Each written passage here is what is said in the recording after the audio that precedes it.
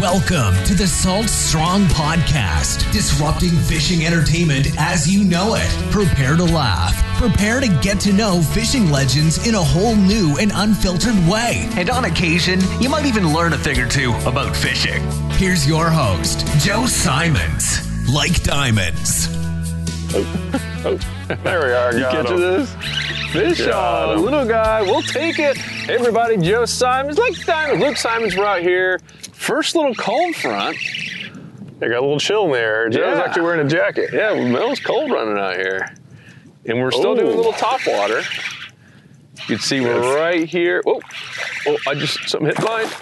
Oh, look at that. Can you guys hear it? Can you see that? Oh, they're they're right here next to the stacked boat. over here. Look, it's falling all the way up. Oh, look. So we got our Moonwalker top waters on. Luke's got a little snook on. There's a bunch of snook up in I'm gonna see here. if we can double up without snagging my camera, man. There are definitely some fish over there. All right. Well, early morning top water action. Gotta love it. Nothing like it. A lot of times right after this cold front, even though we might be cold, the water temperature hasn't changed that much, but it's enough to sometimes get them super fired up. I love early morning top water bite. Woo! Oh, look at that. Can you see this? There's a bunch on you. This might be reds there. Could you see that? Look at that wake.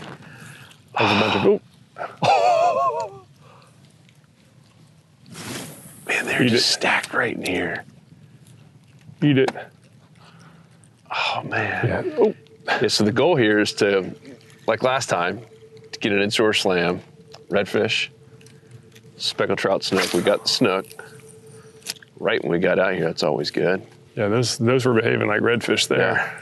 Yeah. And how do you know why do you say that? The redfish will wake. They're not designed to hit top water. Those snook, you can hear that pop.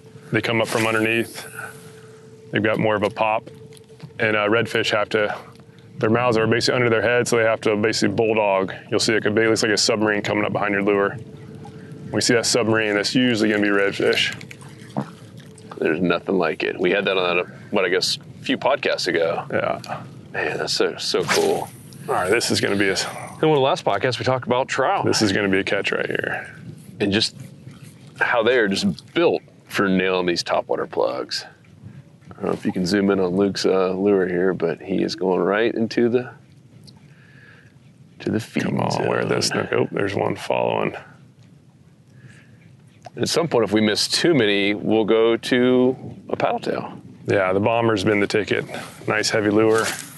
We're basically having to work into the wind, so we need something that'll cast well. That's why these topwaters are awesome. You can just launch them into the wind, wherever you need to go. So we're here at the beginning of outgoing tide. Didn't necessarily pick that for any reason. It just happened to be when we could go fishing here this morning. It was super high. Yeah, The this is a ramp really high was tide. One of the highest I've ever seen it. But that's it. We're gonna keep it. Oh, did you see that? I had actually popped it and had my hook caught on my leader. Feisty little snook. Dang. Yeah, so I've got 30-pound mono on just because I had it on for earlier. Luke, do you have 20 or 30? I'll do 30 for topwater. Yeah. Just because there's a lot of big fish around here, big snook in particular, they'll chew right through 20. They'll even go through 30 a lot. But you have a topwater plug, that line's on the surface. You're not in need of like a crazy invisible thing, right? This fish are just keyed in on that topwater bait on the surface, and the line doesn't really matter nearly as much. So might as well add a little extra power. Just the worst thing that happen is, break off a big plug in a fish's mouth. You never want that to happen. Especially don't want to lose a nice Moonwalker. If you guys don't know about the Moonwalker, that is our custom topwater lure. And we sold, 4,000, I think it was, because we did a BOGO for our insider members, really just to get feedback. So, like anything, you kind of have to come up with a product and then get feedback, perfect it, And so we've gone through a couple rounds and I believe we have a pretty amazing final version. single inline hooks, the beefiest, strongest hooks probably known to man. I've got the only prototype. This one's been through a lot. Missing eyeballs. You can see those hooks are legit. And I've been using them a lot. I really haven't been taking care of them just to see how they handle. And yeah, they're still in good shape. Lure's still winking at us. This thing's been through a lot of abuse. Caught a lot of fish. But it's I've been very happy with it. All right, so where are these fish? Yeah, so we hope to have after I say that, I throw it right into a tree.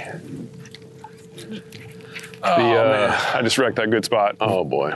We hope to have a big batch coming in here before the end of the year. Everything's taken so long. I don't know if you guys saw that article we posted in the Insider community about how many container ships are sitting off the coast of LA right now.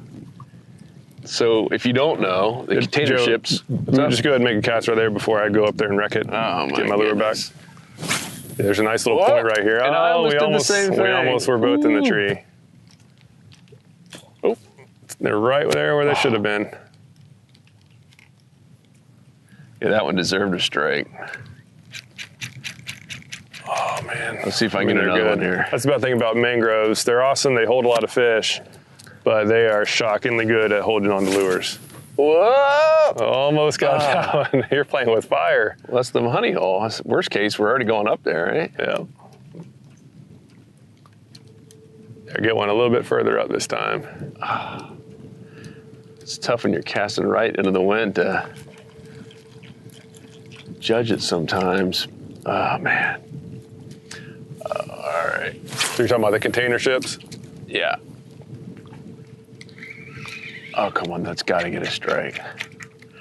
Yes, these container ships, normally, you know, they sit at that port at LA, and so that's where most stuff comes over from China for obvious proximity reasons. And they might have one or two ships kind of holding out there in a holding pattern. Oh, this is going to be right here. And now there's like 90. And obviously these ships have the ability to anchor in pretty deep water, but they've run out of shallow enough places for these massive ships to even anchor. So now a lot of them are just drifting out there, which is just absolutely nuts when you think about it. And so it slows everything down. Some of these things out there for many days, even a week. I mean, it's nuts. I just heard a fish hit way back up in there. Yeah, it's high tide. Sometimes you gotta pluck your lure out of trees. This is why we do these live shows, if you will.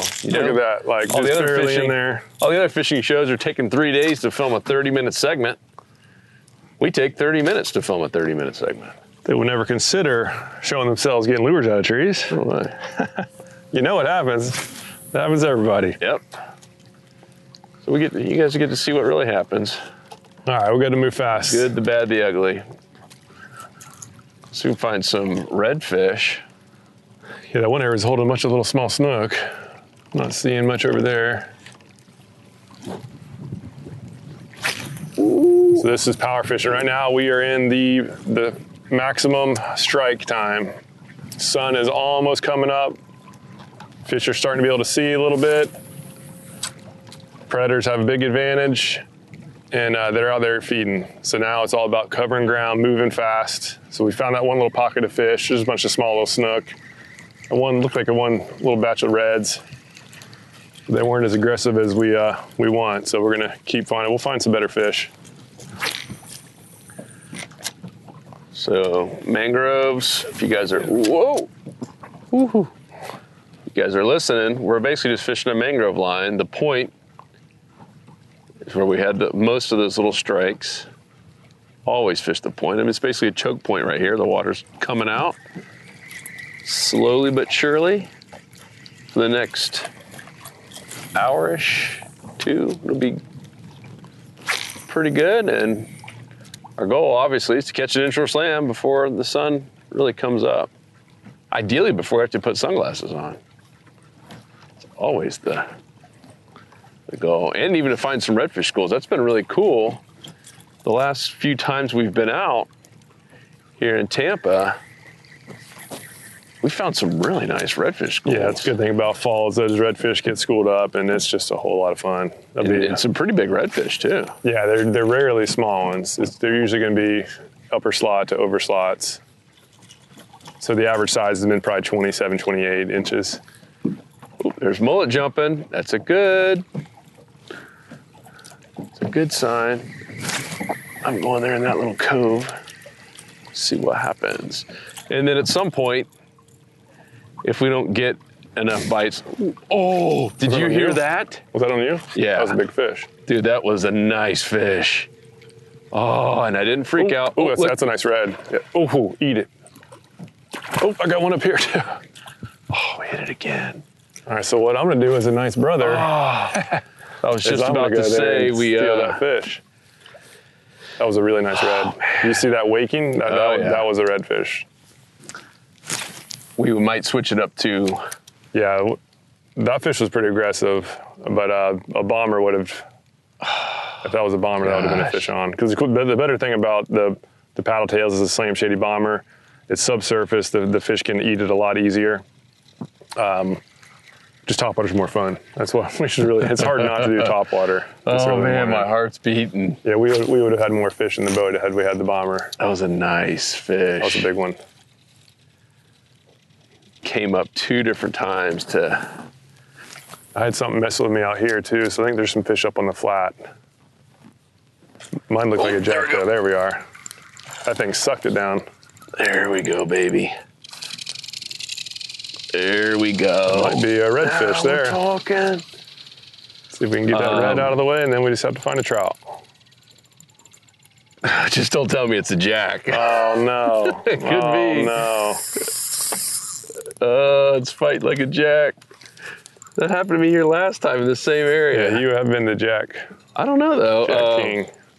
Looks like a pretty big swirl. I thought I saw a little red tail there.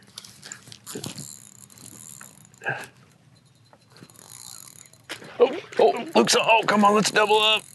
Oh my gosh, eat it. Oh, I just lost it. I just lost mine. You gotta be kidding me. Yours is off? Yeah. Redfish, there we are. That was awesome. I watched him come up and eat it. That was sick. I'm pretty sure I had a redfish on, dude. Yeah, I think whoa. That thing came up and slurped it down. That was incredible. Oh, that was awesome. Where's your line? I'm over here to the left a little bit. Yeah, that was awesome. I love this. Did you see that? Did you get that on camera, hopefully? Oh man, that was sick. That thing followed it up all the way to the boat. Yeah, that's that red. So cool. Yeah, when you have those fish come up and miss it, right? It's going to happen. Just keep doing your retrieve, right? It attracted them in the first place. Because the 2 mistakes people do is they jerk it way out, which is not natural, or they let it completely stop, which is also not natural. And I've done both. And I've learned the hard way. That was killer. Yeah, that was Gotta love a topwater bite. I mean, this just gets so addicting.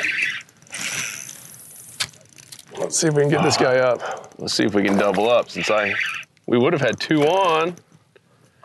Can't believe I lost mine. I need to have your hook. So I have the old hooks on my Moonwalker. Luke's going. Look. Oh, that's a nice red too. Eat it. Slow down. Oh. Oh, we almost doubled up on topwater reds right there. Check out this guy. All right, come on up here there, buddy. Is it a nice one? Yeah, solid upper slaughter. What a cool fish. Look at the colors on this thing. That is just so awesome. So let me get a quick little pick for you there, Lukey. Yeah, that was killer. So that redfish is, its mouth is aimed downwards, so it has to come up on top and eat. Quick pick. Oh yeah, that's nice. It has to come up on top of eat, so it basically submarines. Like you'll see that head come out of the water and just suck it down. It's just so cool. Get this guy off. There we are. Get him back. Oop. All right, so over killer. here, I just missed another one. So there's definitely a school of redfish down here, even though we don't see the school like you normally would. And what, this is a couple feet of water? Yeah, I wouldn't say there's a school. I mean, there's singles. There's a school there before. This is like a private school, homeschool. more than 3 is a school. Maybe they're homeschooled. Yeah, but when you're in a school, you know, there's 4 redfish. Dude, that deserves a strike over there. Hugging the mangroves. Oh man, that was killer. Yeah. Oh, one's on me. See that wake? Oh, look at that. Zoom in on it, Joel. I'm gonna slow him down, give him a little. Oh, I just got a weed on it. Oh, the worst. Sometimes that's a smaller one there. Sometimes I suck it down with the weed there. The weed just came off. Yeah, the cool thing about inlines is you get less weeds, but there's still gonna be. It'll still happen. Oh man. Whoa, there we are. Good out. So we're just doing a little, I just got a leaf. Oh, good thing. A lot of floating leaves. Again, that's another time where if we were trying to maximize our catches, we'd be throwing paddle tails right now. It's just so hard to get away from topwater after you see some come up and strike. Yep, all right, let's see here. So we got another little point. So if you guys are watching, what a cast. Let's see if we can get one out at that point. What a cast. Should be one right there. It's just so exciting watching the topwater lure going around a point like that. Do you let it sit for a while normally when you cast? Like after it hits? When it's feeding time like this, I try to just go as fast as I can. Sometimes, like if the sun's starting to come up, I'll do that. But otherwise, I'm just burning as fast as I can. Not as fast as I can, but just going fast. Yeah. So I'm gonna go further over here. We'll usually the trout are up on the flats. Right now, our goal is to get a slam, and we have this more of a flat up here where there's some shallow grass. I see a lot of small little bait fish. So we're gonna go, if we do the mangrove, usually it's redfish and snook along the mangroves. I'm going one more back over there. Trying to get revenge. Get my redfish back on. Yeah, usually the mangroves is snook and reds, and then the trout will be out in the open. Because they're just better designed for hiding in grass. They're like the perfect ambush feeder for that. Yeah, there's all sorts of little small bait fish out here. That sun coming up over the edge. What a view. What a view. We've been trying to look for schools of mullet. We did that trout book review from Frank Sargent, and he said the same thing. Look for the schools of mullet. We had Tyler Capella on. Look for the schools of mullet. We had Sia Richardson on. Look for the schools of mullet. We had Captain Peter Deeks on. You guys seeing a trend here? And a lot of new anglers sometimes like, well, how do I find the mullet? Oh, dude, look at this. That hook. No wonder I lost it. You straighten it out, dude. That's an owner hook too. Yeah, that's an owner hook on that thing. No wonder. Jeez Louise, I got to replace that bad boy. You know what? This is my chance to go to the bomber and start out fishing Luke. We got some Dr. Juice over here somewhere, Luke. I left my bottle. Oh, that's tough luck. Oh, really? That's gonna hurt your chances. Yeah, I've got it in my pocket. You got it in your pocket? Yeah, so I don't forget it, man. I'll end up like you. Oh, there it is. Put it on that platform for you. Yeah, so what we have here, if you can zoom in, there's all this little fry bait fish. You can see it looks like little raindrops on the surface. Over here on the water? Looks like raindrops. That's all a little small bait, and that's what you want to find. You just want to find food. Obviously, if mullet were here too, that'd be good. I'm tempted to maybe go Slam Shady 2.0 instead. Just the fact that there's a bunch of food around is very promising. Small little bait. So that's just that's just going to be increased odds that there's going to be some predators here. Dr. Juice. Juice is loose. It's a Slam Shady bomber. Yeah, I don't know. I might go to 2.0 with all this little small bait around. What do you think, man? Oh, I got one following. Eat it. So now what a good brother would do is cast right behind it. It was something small. With the paddle tail. Man, this area looks so good. We got moving water. You got dimples all over the top, AKA bait. Oh man, it looks good. And I've got the Slam Shady Bomber on an owner twist lock. 1/8 ounce. Where they're pretty reliable lure. Those of you wondering, hey, why do Salt Strong guys keep talking about Slam Shady? Because it continues to keep working. Pretty simple, really. And it's funny how everyone on our team has caught more fish when they just become a specialist. Keeping it simple. Simplicity. Specialist. Justin loves that song. All right, sun's starting to crest up. So that's the sign to hang up the topwater. I'll keep going a little bit longer. Ooh, oh. That was me. Don't get too excited.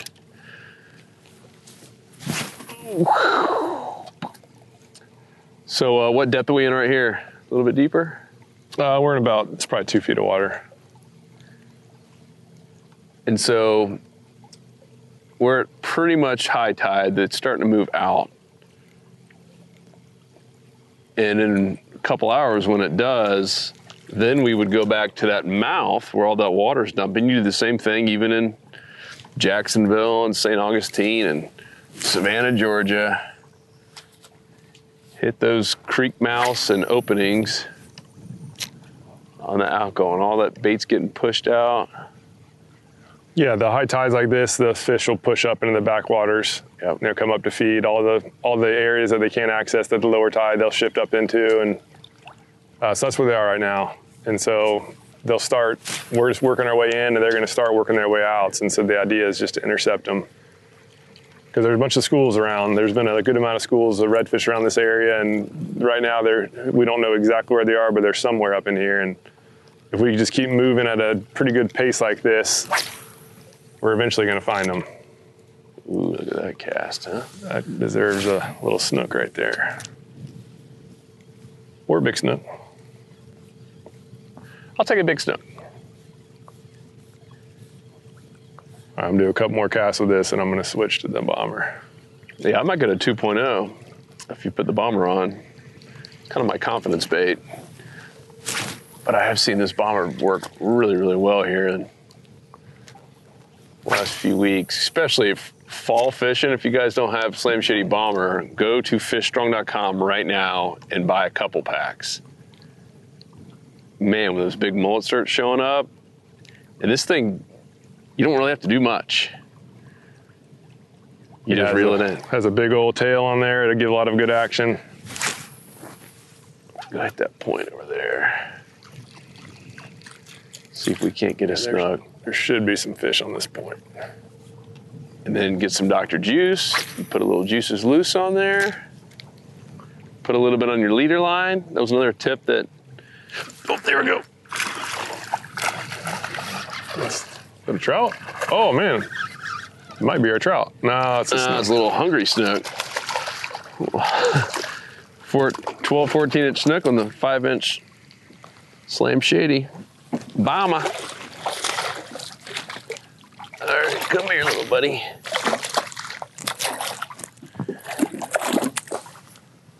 These snook are so much fun. It reminds me of bass fishing. They get so aggressive. That little guy. Let's inhale this big old lure. Pretty funny. All right, bud. Go back and grow up. So that's the bomber. Just got a little, see, it's got this little insert here, so the hook, I mean, you can obviously even dig it in if you want to, but this is it on that little twist lock hook.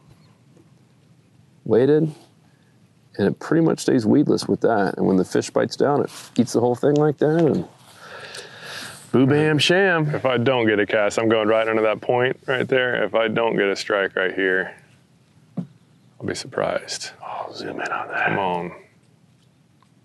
That is the high probability strike zone right there, right on the edge of a point.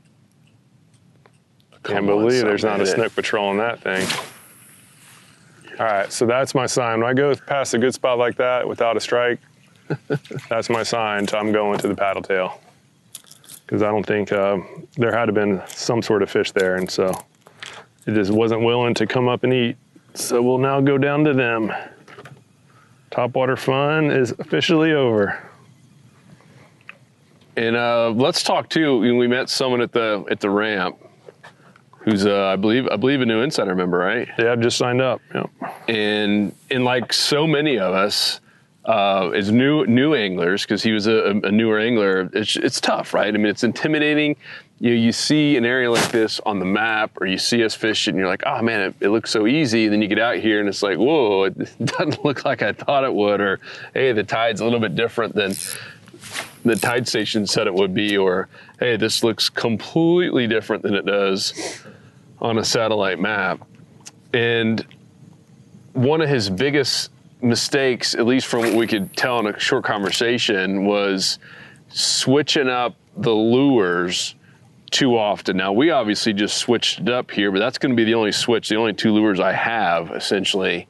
And I believe Luke's the same way. I might have a 2.0, but what did you tell him? Basically, switch spots before you're going to keep switching lures. This is not like bass fishing where you got a pro up there with 12 different rods and 12 different lures. If you want to be consistent, become a specialist at one or two things in the very beginning. Yeah, and especially this season right now, the fish are a little bit scattered. Other than the redfish schools, right, they're just kind of scattered around. Never know exactly where they're going to be. It's really about covering ground. It's the thing, just from chatting with them, just making sure that you're using light braid, right? It's I have 20-pound braid on my rigs. Oh, that's 20 pounds too much. Right? If you're struggling to get strikes, you're not getting action, use no more than 10-pound braid. Yep. I use, for all my inshore fishing, it's always 10 pound. I rarely go to 20. The only time I go to 20 is if I'm dock fishing or fishing like a pass or an inlet. Because up on the flats, we're up here in these shallows, the biggest obstacle is getting your lure to the fish before they get spooked. They're smart fish, they're up in shallow water, and it's tough to get close to them. And if you limit your casting ability, you're just significantly limiting your results. And I did a casting contest on 10-pound braid versus 20-pound braid, and the 10-pound braid casted 20% further. And so I was doing the math on it. It was every 15 casts is an extra football field of distance that you're able to fish. Yeah, it's crazy when you think about that. There's not much else you can do to guarantee you're going to catch more fish than to just go and cast further when you're fishing the flats. And it's even less. The fish have less chance of feeling it. Right, if they're really spooky. Whoa. Oh boy. Oh man, we're both getting in the trees. Got to be aggressive, baby. All right, so I just saw. Nice and slow pop. These mangrove trees are so good. I saw some wakes here off this point. It was either a redfish school or mullet, but either way, it's a good sign. But he said the same thing that we used to always say. There we are. Oh, there we are. Nice fish there, dude. Yeah, I was right next to those mullet. Whoa. Nicer snook. He said the same thing that we did. Well, what if I catch a big one? I need to, focus on catching something first. Yeah, and right, get tied good knot. And I mean, I've caught multiple plus, over 40-inch snook and big, way over slot redfish with 10-pound braid. They can absolutely handle it. Whoa, watch out for the troll motor there, buddy. Come on. This guy's fighting like he's a whole lot bigger. It's a nice fish, but he's fighting like he's a 30-incher. All right, let's get him. So if you guys are listening, that was nice snook caught right here on the mangrove point. Come on there, buddy. Well, here is some moving water. There we are. And I'm gonna go see if he's got any friends. Check out that fish. What a cool looking. Right now this water is a little tannic. You can see that snook has a nice little darker hint to him. Pretty cool lure right there in his mouth. Perfect hook set. Let him go. Oh. All right. Back off in action. Set it back up. ready to rock to catch more. Leader check.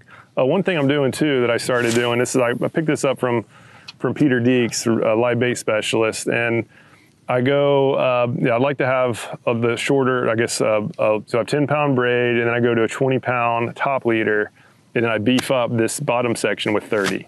So you can see I actually might retie that. You can see that snook chafe through that line a little bit. But this is 30-pound line, and so because snook, they can feel lines extremely well. That black line is how they feel. And Joe. And so in many cases, those fish can actually feel your line and it'll spook them. And so if they feel a 24 to 30 inch something moving through the water, that's a bad thing. And so now they have a less ability to feel the 20-pound and then beef up this bottom section. And so far it's been working good for artificials too. I'm gonna go ahead and retie this top section. Try to make sure Joe doesn't mess up the trolling motor. Mess it up. Saving us from how close we are to the mangrove line. Have to go in there. I got a nasty little weed on here. All right, so now we just got to catch a trout. Sun is officially up. Still don't really need glasses on. Yeah, but it's getting close. Yeah, instead of beefing up the line, it's just taking care of the line. So I would say use as light a line as possible, but take care of it, right? So when you're using this light line up in the shallows, look for nicks. If you get hung up in a tree or after you catch each fish, just feel the line and make sure there's no complications, because that's going to be how you lose your big fish. But if that line's good, I have all the faith in the world that if I hook a 42-inch snook today, that it'll be landed with this gear. Oh, real confident, are you? Well, just testing all the knots. It's crazy that knot contest. It was a 10-pound braid.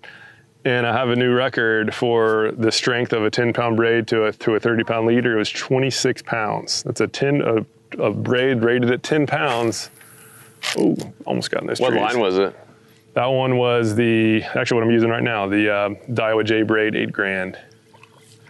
But I was blown away, 26 pounds. Creek mouth there, or a little connector. Yeah, Power Pros, the other one was Power Pro. Oh, nice cast. That deserves one right there. Let's see if there's any fish back there. Yeah, the other line I was using was Power Pro. The Power Pro, just regular 10-pound Power Pro, and that one was breaking up to, I think it was 24 pounds. But that's more than enough line to catch some big fish. More than enough power to catch some big fish. All right, I'm going to my 2.0. I'll let you stick with your Bama. So one thing also to be mindful of when you're fishing early in the morning like this, when that sun is now starting to shine, is your shadows. So when the shadow goes over the fish, they can see you. And if you look at those mangroves right there, you can see that's my head right there, barely creeping right over the surface. That means my shadow is going all the way to the trees. So basically what I know is that now I have to, as soon as that shadow goes over that spot, those fish are probably spooked. They can literally see some big presence in the area. They get scared. So now I know I'm gonna have to keep all of my cast to the left of the shadow, ahead of the shadow. That's another mistake I see a lot of people make. They're casting behind the shadow, and that's pretty much guaranteeing that you're not gonna catch much. It's the kind of stuff they don't teach you. Yeah, those fish are gonna be scared as can be. So we're in another little point right here. This is a very high probability spot, so I've turned the trolling motor off. I'm drifting up to it, and this cast right here should come up with a fish, as long as I don't get in the trees. Oh, there we are. Nice. I was worried about getting hung up in that overhang. All right. So these are the spots where it's smart to slow down and take some time. Not everyone will have them, but just play the numbers game.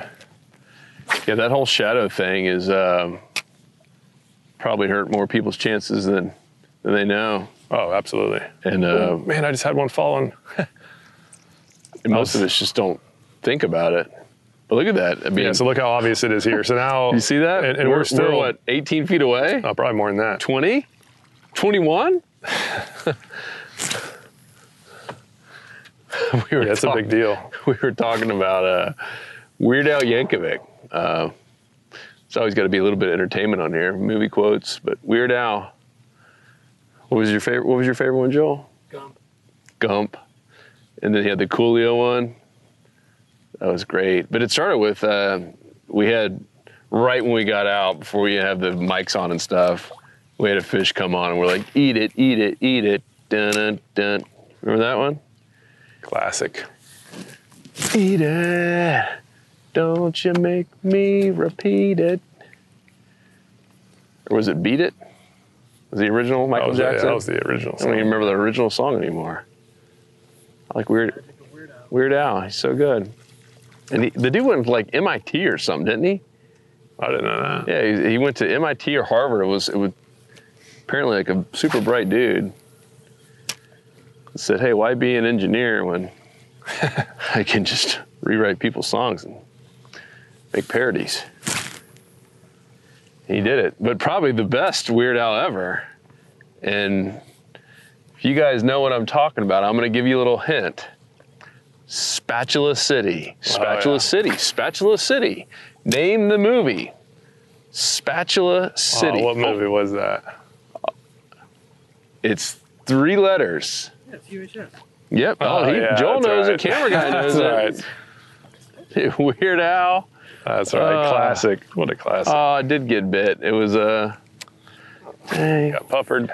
Now normally I'll fish it for a little bit. I don't really feel like fishing a little jerk shad right now, but of course I'll probably end up getting a strike. Yeah, with all this little small bait. Yeah, with all this That's hilarious. Yeah, with all this little small bait, it's probably. That's hilarious. You know, sometimes that's pretty funny. You just gotta go with the flow. And that is, we had all that little fry bait out there. Yeah, we should probably go back to that fry bait area and throw the nub around. Oh my gosh, that's way too funny. It's even a bigger snook than the one that hit the 5-incher. Slightly. That's so funny. Well, that's why we do these lives, so you can see how dumb we are, and sometimes we just don't learn. I was about to like take the thing off. Like, I'll do one cast. There you go, buddy. Yeah, we say listen to the fish, and that right there is listening to the fish. A little nub, a little snooky. Oh, it's way too funny. Way too funny. Now I guess I will keep this on. The nub. So this is why we call it the 2.0. It starts off as a paddle tail, clearly a puffer fish or something. You can see when a puffer usually gets it. See a little bite mark in there. And I'll just pop it up a little bit so it's completely weedless. Still skipping underneath these mangrove trees, and now if we can just catch a trout, we can call it even though none of the fish have been, well, I guess your redfish was really nice.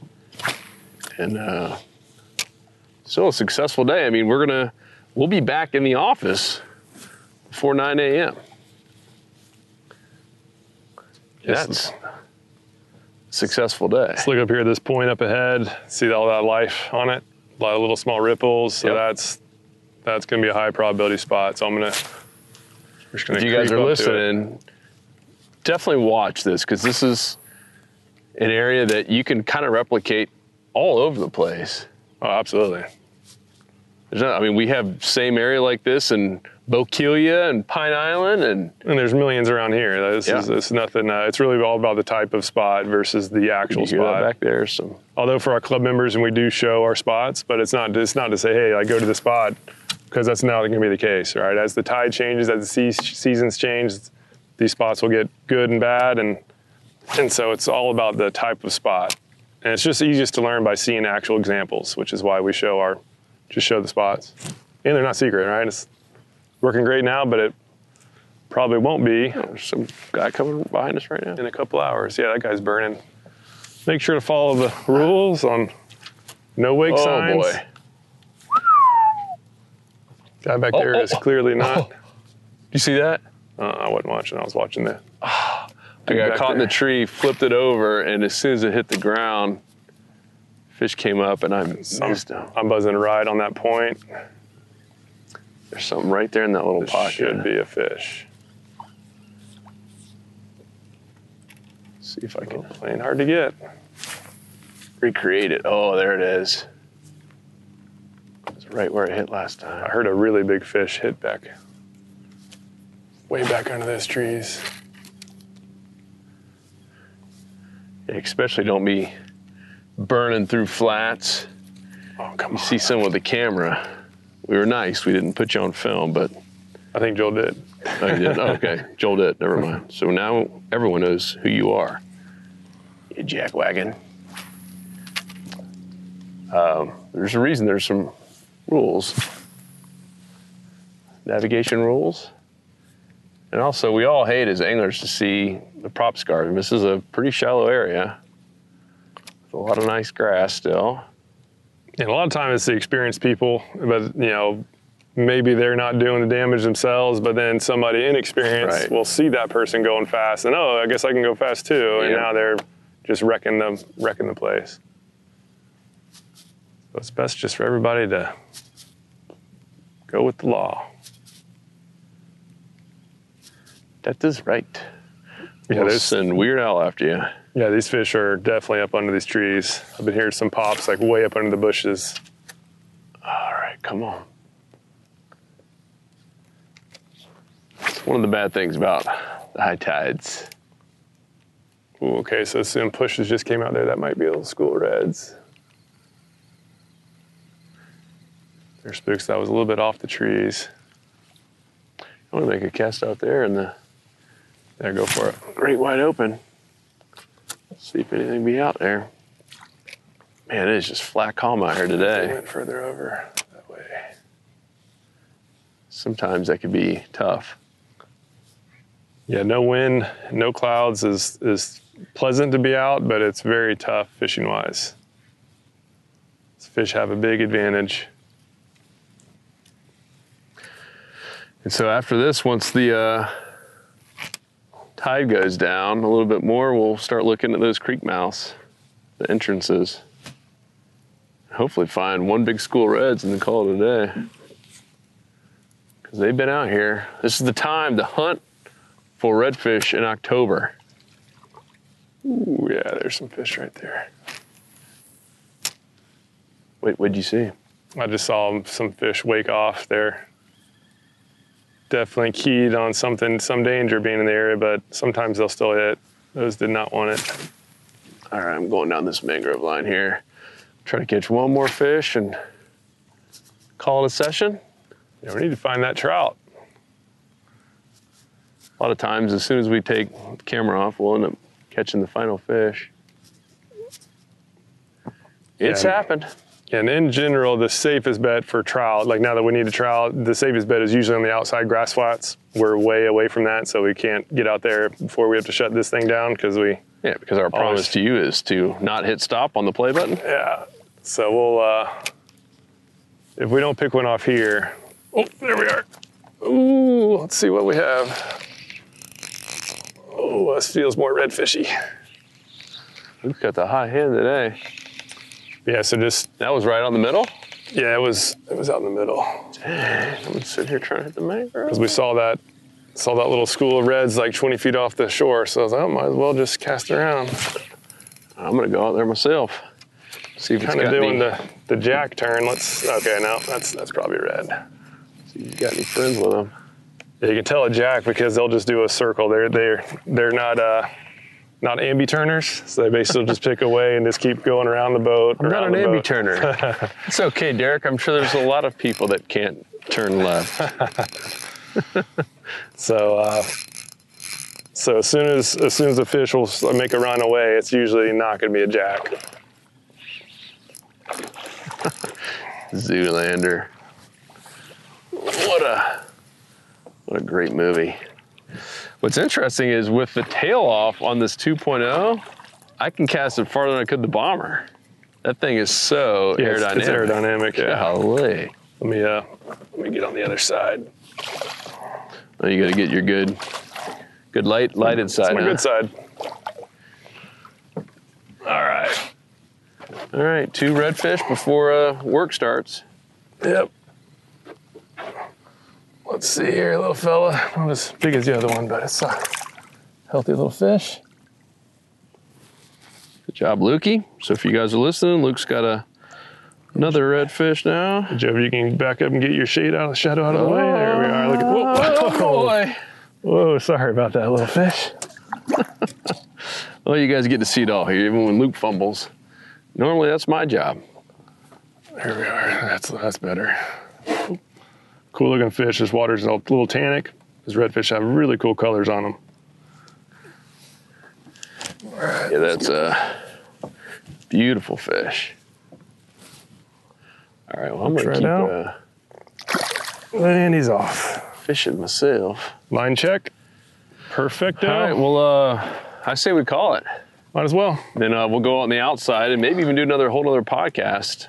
Because once again, we don't want to be shutting it down. That's our promise. Makes us unique, like all these other fishing shows. Yeah, who needs 3 days to film a show? And you got 20 minutes, right? 2 producers, 4 cameramen. Hey, let's redo that shot one more time. Let's not.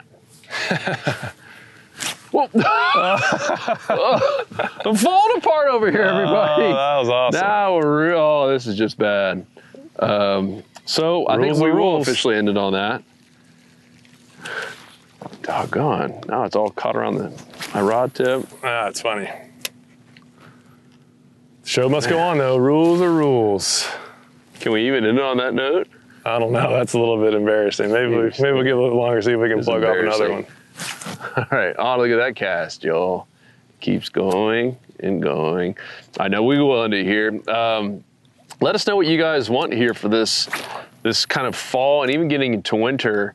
Luke and I just recorded a webinar, and one of the things we talked about was a mistake that we did for a decade. We kind of just gave up in the winter. We thought, oh man, fish have lockjaw and they just don't eat. And now winter is honestly one of our favorite times. I mean, one, you don't have to be out here at 6 a.m. And 2, once you find the fish, you find a lot of fish. And so let us know what you guys like. What are your challenges in the wintertime? What specific species, specific tactics, lures, types of areas that you want us to focus on, and let us know in the comments. We'd love to hear from you.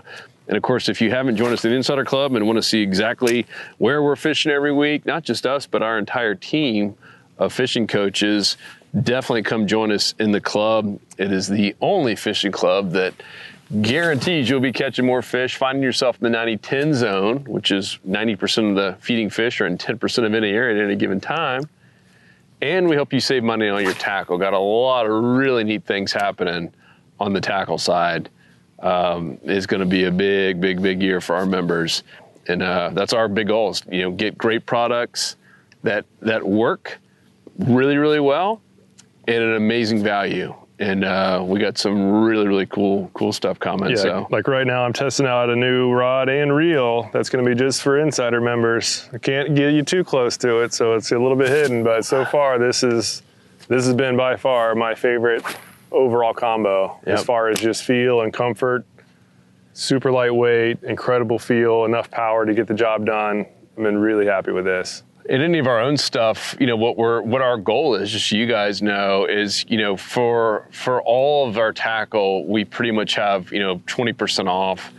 And our goal on our private label stuff, because we're cutting out all the middlemen, and there's a lot of middlemen in anything, not just fishing tackle. It's life. You have a lot of distribution, and our goal is to start getting it at 30% off.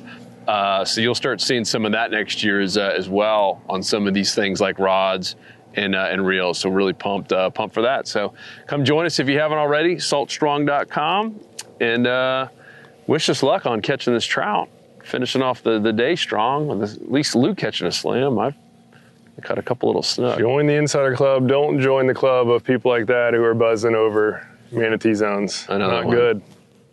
What's wrong with people? Second one. Yep. But as Luke said, a lot of times it's some of the guides. This is also to you guys who you're not necessarily doing much of the destruction, but people copy you. They say, well, hey, I saw so-and-so do it, so I'm going to do it. And sometimes they go into the wrong tide, even some of the wrong areas, and that's just not good. That's super shallow up there. Yep. That's not good. Now, officially been reported. So, guys, that's it. We appreciate you. We love you. And we'll see you on the next episode. Probably got to put some sunglasses on here. See ya. 'Cause fishing, it's in my soul. It was